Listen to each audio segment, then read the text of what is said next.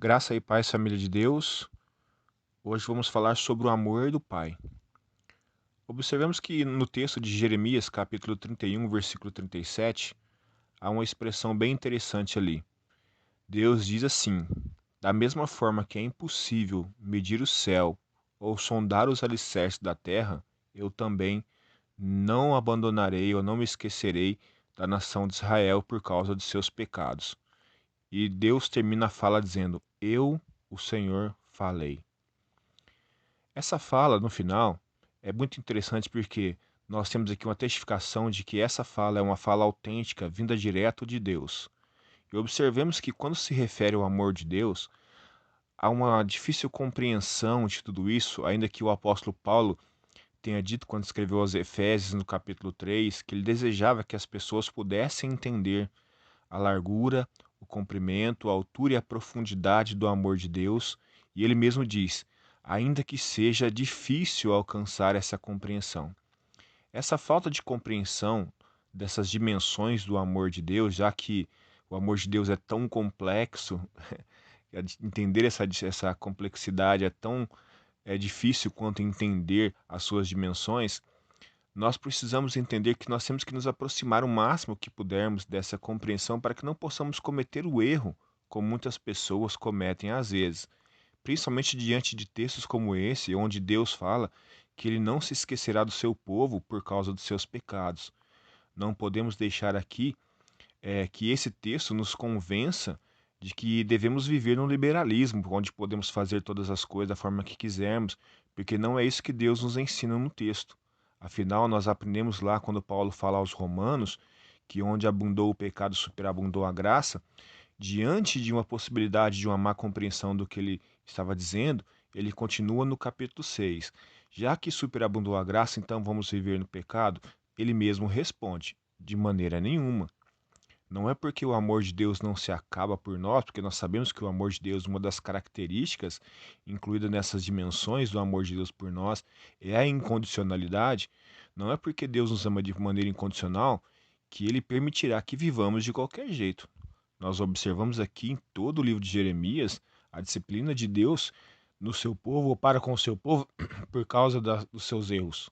E nós precisamos estar muito atentos, porque muitas pessoas têm falado do amor de Deus como uma desculpa para continuar no erro, para continuar fazendo tudo aquilo que pensa. Quando Paulo fala de que, no capítulo 6 de Romanos, que de forma alguma vamos fazer assim, ele deixa bem claro, porque aqueles que nasceram de novo não andam segundo a sua própria natureza. E nós vamos entender isso aqui na nossa mensagem. Então, observemos que o profeta, ali usado por Deus, deixou essa mensagem para o povo e ele então fala sobre essa questão do amor de Deus que não muda diante dos nossos erros. Para ilustrar melhor essa situação e essa verdade bíblica, o próprio Cristo nos ensinou através da parábola do filho pródigo essa verdade. Observe que o filho pródigo, ele pediu a sua parte da herança e foi embora, pediu ao pai e disse que queria ir embora para longe do pai. Observemos que, pelo menos na narrativa bíblica, na parábola de Jesus, em momento algum o pai disse: Não, meu filho, não vá. A Bíblia diz que o pai deu a ele o que ele pensava que era de direito e permitiu que o filho fosse embora. O grande detalhe dessa parábola, para nós, diante também desse texto de Jeremias, é que o filho voltou para o pai.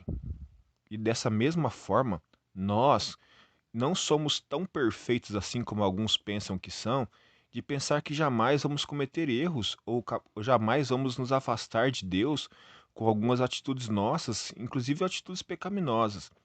Nós sabemos que a própria Bíblia diz que aqueles que não pecam ou que dizem que não pecam se fazem mentirosos. E o pecado realmente produz esse afastamento de Deus. Cada pessoa, cada indivíduo se afasta de uma forma ou de uma intensidade, mas fato é que o pecado nos afasta de Deus. A questão é quanto tempo vamos levar para entender que temos que nos voltar para Deus. O filho pródigo passou por muitas coisas para que ele pudesse entender e ele voltasse para o pai. Interessante que a Bíblia diz que quando ele voltou para o pai e disse ao pai que lhe tratasse pelo menos como um de seus empregados, Não foi assim que o pai fez. O pai não tratou ele como um empregado, ou seja, o que o pai sentia por ele não mudou diante do seu pecado, da sua atitude. Ele continuou sendo tratado como filho, e é isso que a profecia dada a Jeremias está se referindo. Mas precisamos entender que, assim também como o povo de Israel, após a disciplina, se voltou para Deus, se arrependeu dos seus pecados e voltou para o Pai, assim também o filho pródigo fez. Se arrependeu de ter feito a proposta ao Pai, de ter pego a sua herança, parte da sua herança e ter ido embora, e voltou para junto do seu pai porque reconhecia que ali era o melhor que podia se, o melhor lugar que podia se estar, nem se fosse como um empregado, como ele mesmo disse, ainda que o pai não o tratasse assim quando ele voltou. E aqui, na parábola do filho pródigo, entendemos que os filhos realmente um dia voltam. Os filhos um dia realmente entendem a disciplina de Deus, entendem a disciplina do pai e reconhecem que o melhor lugar não é distante do pai. Ainda que desfrutando de algumas coisas que ele tivesse ali recolhido do tempo em que estivesse na presença do pai. Observemos que quando Deus fala lá em Romanos, no capítulo 1, as pessoas que rejeitaram a verdade de Deus, a Bíblia diz que Deus os entregou às suas próprias paixões. E assim o pai do filho pródigo fez. Ah, é isso que você quer? Então vá, viva do jeito que você quer, faça o que você quer. E o pai certamente, como quando esperava o filho de volta, porque certamente assim ele viveu aguardando a volta do seu filho, é porque ele sabia que o seu filho, em qualquer momento da sua existência, ele cairia em si e entenderia que o melhor lugar era na presença do seu pai e voltaria para lá. E assim também Deus tem a convicção de que os verdadeiros filhos, ainda que se lambuzando, vivendo no meio dos porcos como filho pródigo, em algum momento voltará para a presença do pai. E esses são os filhos. Aqueles que não são, nós sabemos que não vamos voltar, mas os filhos voltarão. Eu não sei se você vive essa situação hoje. Eu não sei se você está diante do Pai por causa de algum pecado. Mas saiba que Deus não permitirá que você continue assim quando você experimentar o arrependimento, quando você entender que o melhor lugar para se estar na presença do Pai, Ele estará sempre de braços abertos para te receber, porque o amor dele não muda. O amor de Deus por nossas vidas não é um amor condicional. A Bíblia nos fala a respeito desse amor. E existir um amor condicional, a característica disso é saber que não há nada que possamos fazer para que Deus nos ame mais e não há nada que vamos fazer que faça com que Deus nos ame menos.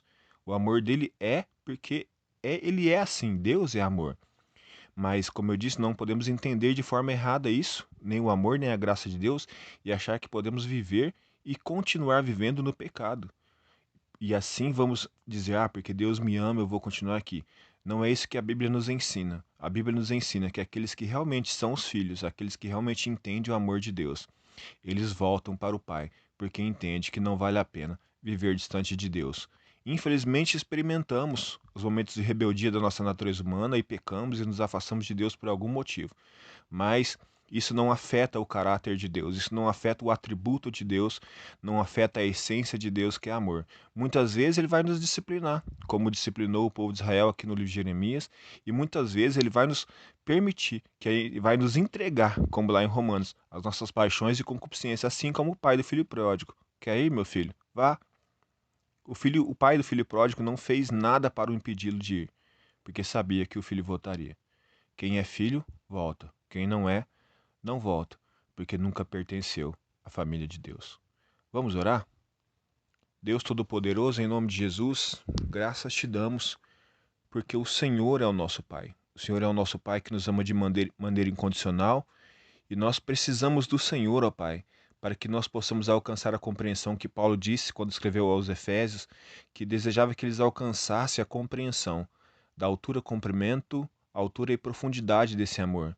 Talvez, Senhor, nunca chegaremos à compreensão plena desse amor, mas que o Teu Espírito Santo nos conduza ao máximo possível da compreensão dessa verdade, desse atributo do Senhor, que é o amor incondicional, e que o Senhor, pelo Teu Espírito Santo, que veio sobre nós e um dia nos adotou como filho, Ele possa nos convencer a cada momento, Senhor, que pecamos que nos afastamos do Senhor por algum motivo, que Ele possa nos convencer da nossa real posição de filhos e que, ao nos convencer, possamos entender que o melhor lugar para se estar é na presença do Senhor e saber que o Senhor é um Deus rico em misericórdia, que possui em Ti, Pai, uma misericórdia que se renova a cada amanhecer e que saibamos, ó Pai, que há sempre braços abertos do Senhor para nos receber de volta.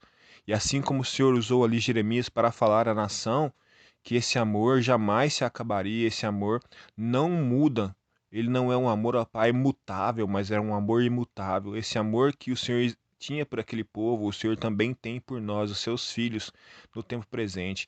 E que esse amor nos constranja e nos faça, Senhor, como eu disse, nos momentos de rebeldia da nossa natureza humana, nos voltarmos para o Senhor e entender que realmente não vale a pena estar diante do Senhor e que o melhor lugar é estar em teus braços, porque o Senhor é amor e um amor que nos envolve, um amor que nos disciplina, um amor que nos corrige, um amor que também nos dá a liberdade, mas que essa nossa liberdade não possa ser usada da maneira incorreta, Pai. Nos ajuda a usar a nossa liberdade da maneira correta, assim como o Senhor nos ensina lá em Gálatas, através da vida do apóstolo Paulo, que em nome de Jesus não possamos usar a liberdade para sermos libertinos, mas para que possamos viver uma vida no Espírito e debaixo desse amor incondicional que sempre nos traz para junto de Ti, enquanto seus filhos, em nome de Jesus. Deus abençoe a sua vida, o seu lar, a sua família, que você desfrute desse amor, que esse amor te constrange, assim como me constrange, que possa constranger a todos os filhos de Deus e que possa nos conduzir a um anseio de estarmos sempre no braços do Pai, porque lá é o lugar onde deseja que estejamos. Amém? Deus abençoe sua vida, em nome de Jesus.